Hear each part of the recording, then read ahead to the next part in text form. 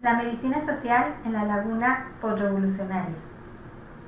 Cuando miramos al pasado, observamos un mundo distinto, uno que se ha desvanecido. En la curiosidad de saber qué fue lo que lo hizo cambiar, está enmarcada la pregunta de lo que pasó con el ejercicio de la profesión médica después de la revolución. Los historiadores y médicos señalan a la medicina social como uno de los fenómenos que alteró la forma como se ejerce la profesión médica. Una vez que la salud se integró dentro de los servicios de la seguridad social, detonándola como una profesión no liberal en la época de la posguerra, cuando se habla del estado de bienestar.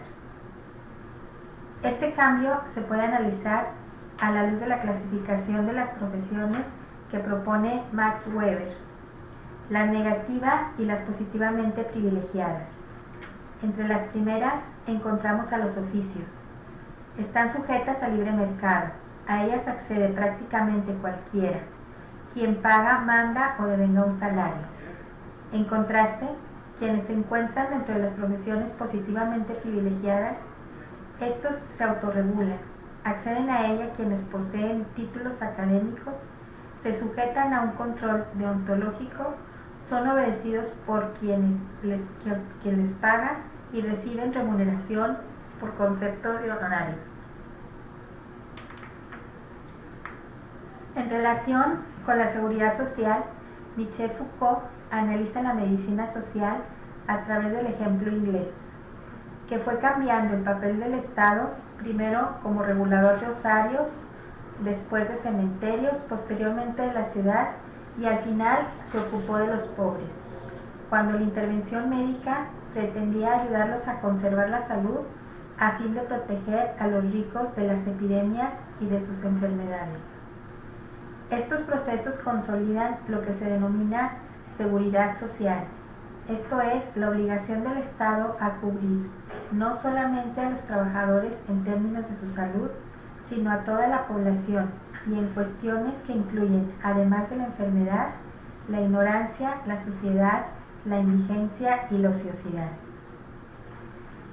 El filósofo francés considera crucial el año de 1942, cuando William Beveridge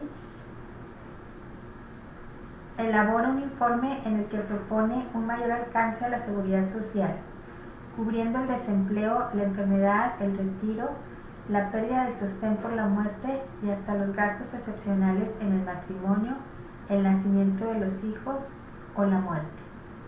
Este informe, ampliamente conocido como Plan Beveridge, tuvo una gran repercusión internacional en los programas de los organismos internacionales, como la Organización Internacional del Trabajo y la Conferencia Interamericana de Seguridad Social, fundada en el año de 1942 en Chile. El Estado, además de defender el derecho a la vida, ahora debe garantizarla en buen estado de salud, lo que implica el derecho a interrumpir el trabajo y que Foucault identifica como la entrada de la salud en el campo de la macroeconomía. México tiene el privilegio de promulgar en el año de 1917 la primera Constitución Social, al incluir a nivel formal normas y disposiciones constitucionales de derecho a la seguridad social en el artículo 123. Esto como consecuencia de la Revolución de 1910, que abrió opciones estructurales diferentes al agregar la dimensión social a los derechos de carácter político y civil. Se le concede al trabajador el derecho a ser protegido por el Estado, cuando anteriormente la protección la recibía como resultado de la asistencia social. Posteriormente, en la Reforma Constitucional de 1929, se ratifica la postura social del Estado mexicano y se prevé la necesidad de crear el Seguro Social con las coberturas tradicionales de enfermedades, maternidad, riesgos de trabajo, invalidez, vejez, cesantía y muerte. El general Lázaro Cárdenas, en su programa de gobierno, recupera la concepción ideológica de la Revolución Mexicana.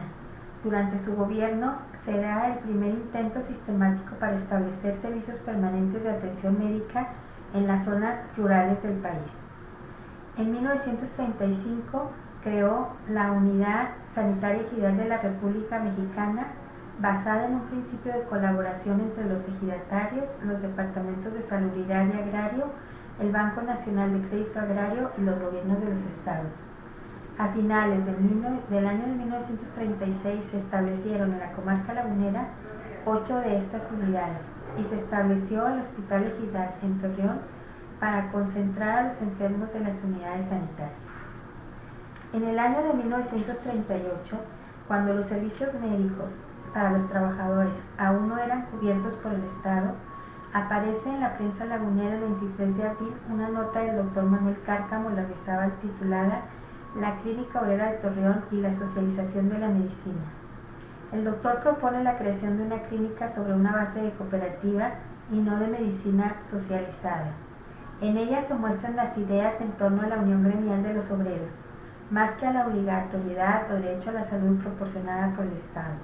El autor advierte acerca del cambio que sufrirá el ejercicio profesional médico, ya que dice que quien se dedique a la medicina privada no tendrá clientes o pacientes, una vez que los servicios de salud se proporcionarán desde la institución que los contratará como empleados. Apunta hacia el paso de una profesión positiva a una negativamente privilegiada. Cárcamo continúa su propuesta enunciando los beneficios que se obtendrían una vez que se hubiera instalado la clínica obrera, mencionando cómo los servicios de salud serían menos costosos y de mejor calidad al poder disponer de un equipo médico compartido del que no dispone un médico en su consultorio particular. Las instalaciones de la instalación de la clínica apuntan a la institucionalización del servicio médico y en convertir al médico en un empleado asalariado, pero aún no se incluye la medicina social sufragada por el Estado. Considera viable la constitución de la clínica a partir de la cooperativización, deslindándose particularmente de lo que se refiere a la socialización o estatización de la medicina, una vez que considera que el Estado es incapaz de hacerlo por él mismo, renuncia a la tutela y al patrocinio del Estado para conservar la independencia que permitiera a los trabajadores administrarla como un bien propio. En La Laguna, en el año de 1939, los trabajadores del Servicio Médico Ejidal empiezan a solicitar el respaldo del Estado en la subvención de los servicios médicos. El 15 de mayo publican una carta abierta dirigida al general Lázaro Cárdenas para solicitarle, entre otras cosas, que ellos puedan ser beneficiarios del servicio médico, que era ya otorgado a los campesinos a través de las unidades médicos sanitarias y hospitales, y de igual forma la solicita para sus familiares y dependientes. Se reconoce la participación del general Lázaro Cárdenas en la reactivación de las reivindicaciones sociales emanadas de la Revolución. Estos trabajadores del Estado, que además son quienes proporcionan el servicio de la medicina social a los campesinos, solicitan que su patrón se ocupe también de ellos y que además el beneficio alcance a sus familias. La sociedad lagunera va demandando poco a poco la cobertura del Estado tal y como lo propondría en el año de 1942 Sir William Beveridge para toda la sociedad inglesa.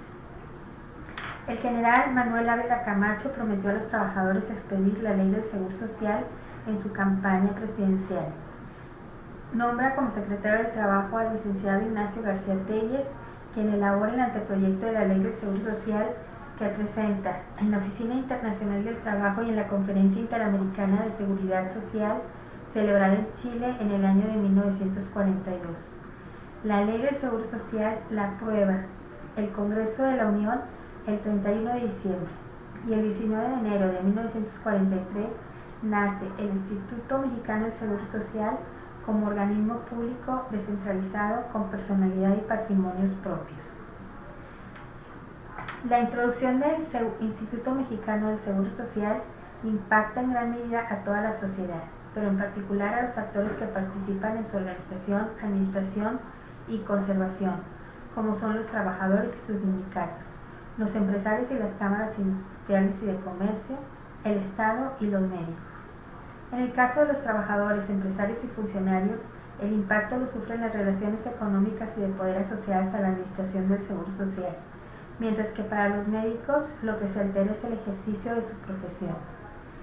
Entre las notas periodísticas que se publican alrededor de la implantación del Seguro Social, encontramos el conflicto entre los diferentes sindicatos de trabajadores.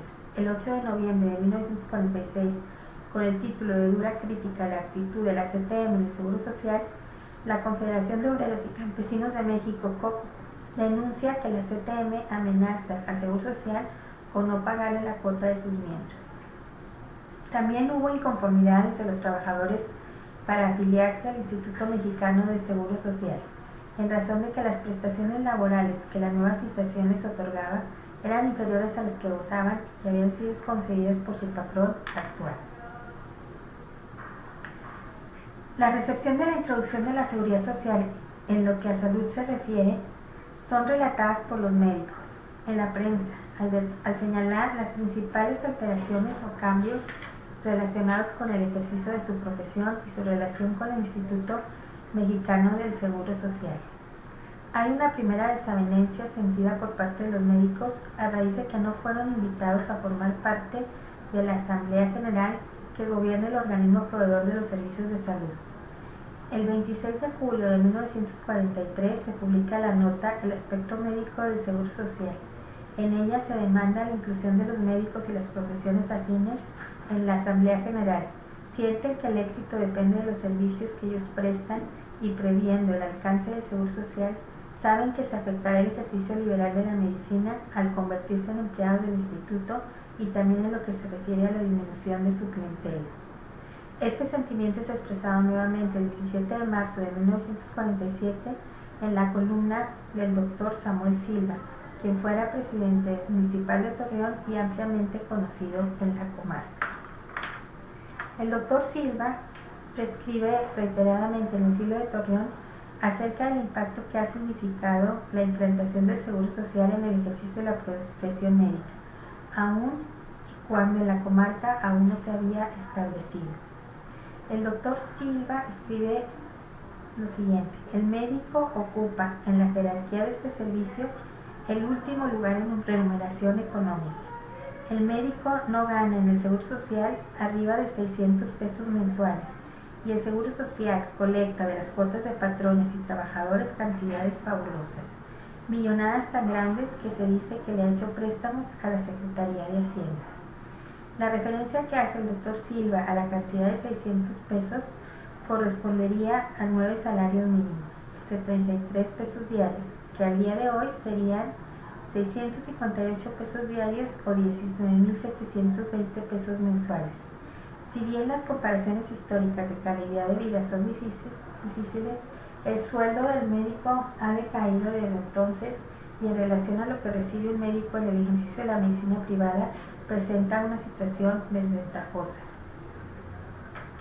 La nueva situación del médico como empleado del Instituto Mexicano del Seguro Social le impone normas relacionadas con el número de enfermos que habría que atender, el horario entre las que habría de hacerlo, así como los medicamentos entre los que tendría que elegir para prescribir. Los médicos acostumbrados al ejercicio libre de la profesión, en la que conservan numerosas prerrogativas sobre lo anterior, resienten la diferencia. En la palabra del doctor Samuel Silva, publicada en la prensa, se puede observar lo contrario que se encuentra el médico al considerar como absurdas las disposiciones del Seguro Social que alteran la forma en la que el médico acostumbraba a tratar al enfermo en el ejercicio de la medicina privada en su consultorio. Todo examen clínico completo no le lleva a un médico menos de media hora. Trabajando 8 horas diarias se verían 16 enfermos al día, pongamos 20 por los que ya se hayan diagnosticado. El médico del Seguro Social hace mal sus diagnósticos e instituye mal sus tratamientos y por consecuencia el servicio que presta será malo. De igual forma le dedica una nota al problema relacionado con la terapéutica prescrita de acuerdo a los medicamentos provistos por el Seguro Social, situación que lo hace sentirme nuevamente constreñido al ámbito circunscrito por el patrón y que le impide la libertad de elegir entre los medicamentos o tratamientos comerciales. Lo hace solo entre aquellos que se encuentran dentro del inventario de la institución. Dice, hay otro punto importante, la reducida terapéutica a que lo sujeta en el tratamiento de los enfermos. Pues el médico del Seguro Social no tiene esa libertad. Se viene a agregar la esclavitud terapéutica señalada en la lista de la que no se debe salir en sus prescripciones, con el pretexto de la economía para ahorrar millones y millones. Además del tiempo, el número de enfermos, la terapéutica restringida, el médico adscrito al Seguro Social pierde otras prerrogativas como serían la elección de los colegas con los que comparte el problema médico, el lugar en el que el enfermo es hospitalizado, la frecuencia y los lugares de la consulta y en ocasiones hasta los enfermos que está autorizado a tratar. Esta situación la plantea Weber también en la jerarquía económica de las clases. El sentido que les atribuye se refiere a la existencia de un doble mercado, el de los bienes y el del trabajo. Al convertirse en trabajadores, ahora el servicio médico es prestado por la institución que los contrata y los médicos se convierten en trabajadores del servicio médico social prestado por la institución que los emplea. Distribuye los recursos y los horarios del trabajo por prestar. Ante esta disyuntiva creada para el médico que presta sus servicios en la medicina social, los médicos deciden constituir el sindicato de los médicos en Torreón, con el propósito de defender su profesión como positivamente privilegiada. Al respecto, el doctor Silva escribe: está ya constituido un sindicato de los médicos de Torreón que tiene por fin la defensa de los intereses de la profesión que ejercen, ante la amenaza de una explotación del Estado por intermedio del Seguro Social. Posteriormente a la constitución del sindicato de los médicos, este grupo acordó que para poder prestar el servicio médico a la institución del Seguro Social, este se haría bajo un régimen que denomina Sistema de Servicio Prestado, Servicio Pagado. En él, el médico seguirá ejerciendo libremente su profesión y una vez dado el servicio, le remitirían la factura al Seguro Social. Además, los médicos del sindicato se oponen rotundamente a ser tratados como un trabajador más, o lo que ellos sentían como un trabajador cualquiera al que se le asignaría un número que lo despersonalizaría incluso de su profesión. La llegada del Seguro Social en la comarca lagunera está bien en relación a las demás zonas del país. Las notas alrededor de este esperado acontecimiento las encontramos desde mayo de 1946 hasta inicios del año de 1962, en el que se inician las operaciones de afiliación. Algunas de estas notas dan indicio de que una de las razones de este retraso se debió a la indecisión sobre el lugar en el que se instalaría la caja regional, ya que ésta podría estar en Saltillo como capital del estado de Coahuila, en Durango como capital del estado de Durango, o en el propio Torreón o Gómez Palacio. El 10 de mayo de 1961, con el título de la Fundación del Seguro Social, aparece la nota que dice: se asegura que lo único que ha demorado este establecimiento es el empeño del gobernador de Durango para que el hospital regional sea construido en Gómez Palacio, mientras el gobierno de Coahuila y los patronos y obreros de Torreón, que alegan tener una mayoría de 85% de afiliados sobre los de la vecina ciudad, insisten en que esa construcción debe hacerse en Torreón. Se aduce que siendo imposible levantar la mitad del río para que una parte quede en Coahuila y otra en Durango, habrá que optar por el sitio más adecuado. La sociedad lagunera lo estuvo esperando más de 15 años. El día viernes 16 de noviembre de 1962 se inauguró en Torreón el servicio médico del Seguro Social, ocupando en un inicio el edificio Marcos con los consultorios médicos y el servicio hospitalario en el ala sur del Hospital General, hoy Hospital Universitario. La sociedad de los médicos de entonces propusieron escenarios posibles como la clínica del obrero o la posibilidad de prestar el servicio a la seguridad social como servicio prestado o servicio pagado. A través del tiempo, las propuestas que permanecen son las que ahora nos parecen como las únicas posibles, en tanto que las otras se han desvanecido. La medicina social tuvo un impacto significativo en el ejercicio de la profesión a partir de su constitución en los años 40. El médico ejerce de manera indistinta con las características particulares de profesión positivamente o negativamente privilegiada por su quehacer en la medicina privada o institucional, y ahora compite en la prestación de los servicios de salud. Los escenarios cotidianos de la relación médico-paciente sufrieron modificaciones tanto en los espacios en los que ésta se lleva a cabo como en la demanda del enfermo o de otros actores que ahora intervienen en la procuración de la salud y bienestar de los derechohabientes de la seguridad social o de las aseguradoras médicas. El fenómeno de la medicalización expandió su quehacer hacia otras actividades y las conveniencias administrativas de trabajar en grupo le ofrecieron a los médicos oportunidades de asociación que les permitió, además de compartir instalaciones y recursos, la posibilidad de organizarse en grupos que desarrollan otras actividades de negocio dedicadas al diagnóstico y al tratamiento de las enfermedades. Cuando el estado de bienestar entra en crisis, algunas naciones apuestan por desmantelarlo, otras por hacerlo viable y otras más por mantenerlo. Las nuevas políticas neoliberales hablan del hombre que se construye a sí mismo y que pasa a ser un empresario de sí en contraposición del anterior ciudadano social. Esta es la clínica número 16 que se inauguró en el año de 67, 4 años después, y fue diseñada por el arquitecto Enrique Yáñez. Esta es la fachada actual de esta clínica 16. Por su atención, muchas gracias.